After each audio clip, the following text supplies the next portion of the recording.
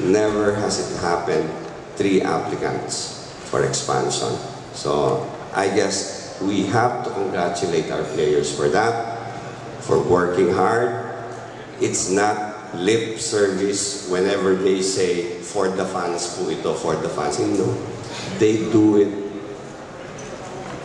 on the court day in, day out. So that's it. 2 items on April 10.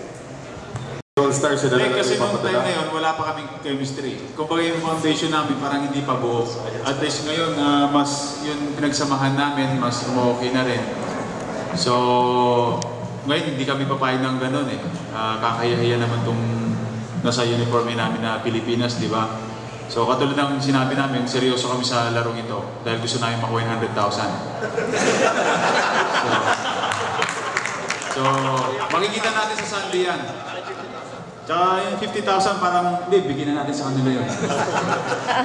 So, yun, basta, hindi, parang kahit siguro sa coach namin, parang ayaw na rin mangyari yung bangungot na nangyari before, di ba? Pero ang importante doon, dapat mapasaya namin yung mga fans. Yun lang naman yun eh. So, thank you.